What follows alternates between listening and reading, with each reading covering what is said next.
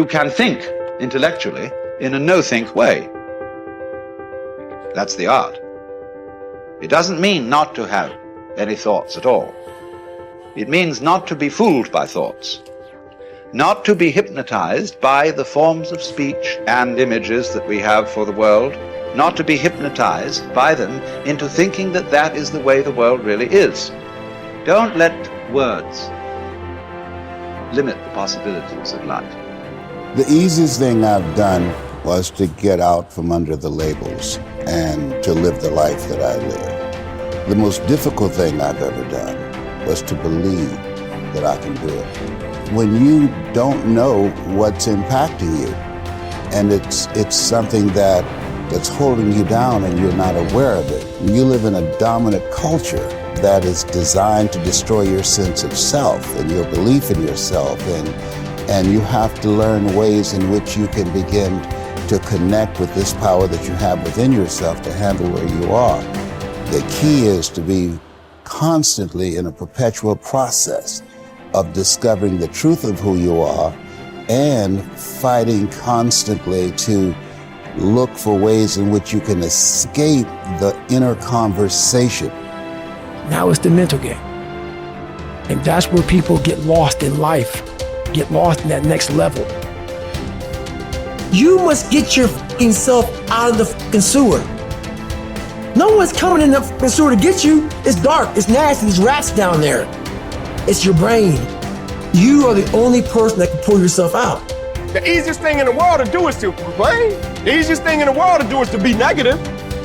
It takes work to have a perspective that see things on the right side of the coin. You gotta fight for that. It takes work to show up every single day, and when things are not playing in our favor, to say, you know what, man, I'm gonna still show up, and I'm gonna give everything I got to it because I value what I'm a part of. It takes work to have the right perspective. Turn off things that can contribute to your fear. Turn a deaf ear to people that all they can do is talk about how negative things are because they have bought into the consciousness of the world. Start attending workshops, seminars, listening to tapes on a daily basis to begin to recondition your mind, to retrain your thinking. Faith comes by hearing and hearing and hearing. Listen to things that can empower you, that can enable you to create a new reality for yourself and a new life for yourself. Develop the interior core where it doesn't matter if people call you crazy. One of the things limiting you from your income, your impact, a world-class life, you care too much about what people think about you. Everyone has an opinion. Why let the opinions of other people deny you from a life that will make history? If you are distressed by anything external, the pain is not due to the thing itself, but to your estimate of it. And this you have the power to revoke at any moment.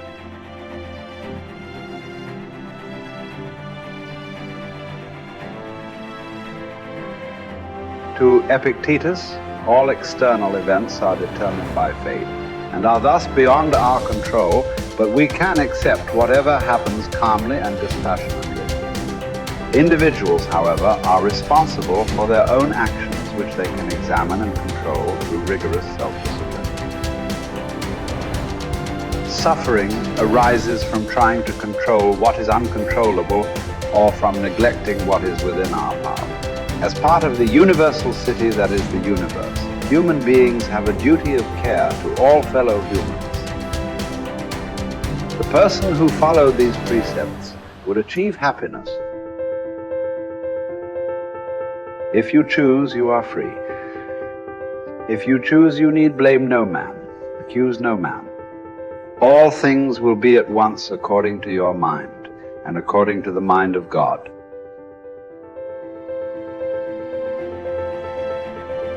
Richard Wright said it best. He said, the impulse to dream has slowly been beaten out of me through the experiences of life. So when you live in a culture that is designed to destroy your sense of self, where you are marginalized, where you have a feeling of being hopeless and powerless, and you're terrorized. I remember going downtown with my mother, and I saw a water fountain. I think I was about 5 years old, and I ran and I drank from the water fountain. All of a sudden, She grabbed me by the neck and said, "Don't you ever do that again," and started punching me in the back of my head and my face, and got me down on the ground, was punching me relentlessly. And I said, "Mama, please, it's me, Mama, it's me," with this crazed look in her eyes. And then a white policeman came, and he had a nightstick in his hand. He was hitting it in his left hand. He said, "Okay, all right, you beat that little nigger boy enough. Now, I won't have to beat him with this nightstick." And he walked away laughing. And my mother broke down and started crying and saying, "Leslie, I'm so sorry. I'm so sorry." I said, "Mama, why'd you beat me like that?" She said, "These water fountains are for white only, son. And if that cop had hit me with his nightstick, he would have to kill me. I fought him till he killed me, and I left you and your brothers and sisters by themselves to raise themselves. I'm so sorry." And the book called Learned Optimism, Seligman talk about the fact that between ages 0 and 5, we determine what's available to us and what's not available to us. And so that was a defining moment. I knew there are certain things I could not do, certain places I could not go. They used to have signs on Miami Beach that said, "Jews, dogs, and coloreds not allowed." And so now you have to operate within the constraints of the dominant society and the things that they've created for you. And it's a challenge to see yourself beyond that and to work to get outside of that, even after those laws have changed, because that has become so much a part of you. You unconsciously operate within the parameters of what has been put in place. Like you're driving on the expressway, the 405, and you'll get off on an exit that you weren't going in that direction, but you unconsciously did it because you've done it so many times that many people, because they're not making a conscious, deliberate, determined effort to think outside of what life has thrown at them, they end up doing the same thing over and over and over again. Einstein said that thinking that has brought me this far has created some problems that this thinking can't solve. And so through relationships, through reading, through studies, through goals and dreams beyond your comfort zone, it allows you to begin to live out of your imagination as opposed to out of your history. Disney said, the imagination is a preview of what's to come. And so as a kid, I dreamed a lot about taking care of my mother. I used to go with her to work, to clean homes, and she kept her children, and she cooked for these wealthy families. My mother could bake a sweet potato pie so good you couldn't eat it with your shoes on. You had to take your shoes off so you could wiggle your toes. And I used to look at these big, beautiful mansions and said, "Mama, what is it, Leslie? When I become a man, I'm gonna buy you a big, beautiful home just like this." "Oh, you don't have to do this." I said, "I know, but you didn't have to adopt us either." And you did. And so I'm here with you because of two women. One gave me life, the other one gave me love. God took me out of my biological mother's womb and placed me in the heart of my adopted mother.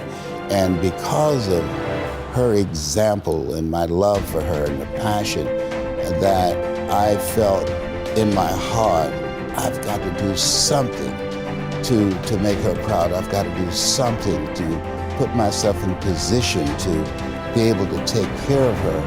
That drove me. Nietzsche said, if you know the why for living, you can endure almost anyhow.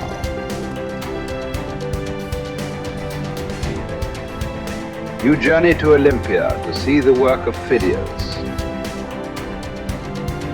And each of you holds it a misfortune not to have beheld these things before you die.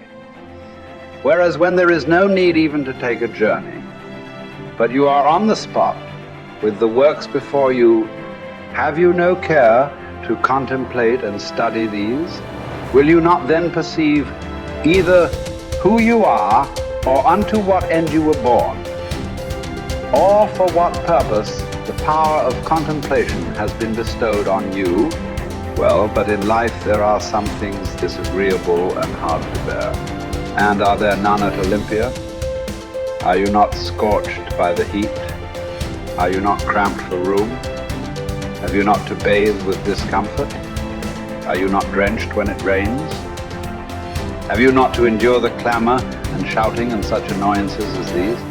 Well, I suppose you set all this over against the splendor of the spectacle and bear it patiently. What then? Have you not received greatness of heart, received courage, received fortitude? What care I, if I am great of heart, for aught that can come to pass? What shall cast me down or disturb me? What shall seem painful? Shall I not use the power to the end for which I received it, instead of moaning and wailing over what comes to pass? If I show you that you lack just what is most important and necessary to happiness, that hitherto your attention has been bestowed on everything rather than that which claims it most, and to crown all, that you know neither what God nor man is, neither what good or evil is, why, that you are ignorant of everything else, perhaps you may bear to be told. But to hear that you know nothing of yourself, how could you submit to that? How could you stand your ground and suffer that to be proved? Clearly not at all. You instantly turn away in wrath. Yet what harm have I done to you? Unless indeed the mirror harms the ill-favored man by showing him to himself just as he is. Unless the physician can be thought to insult his patient when he tells him, "Friend, do you suppose there is nothing wrong with you? While you have a fever, eat nothing today, and drink only water." Yet no one says, "What an insufferable insult." Whereas if you say to a man, "Your desires are inflamed, your instincts of rejection are weak and low, your aims are inconsistent, your impulses are not in harmony with nature, your opinions are rash and false," he forthwith goes away and complains that you have insulted him.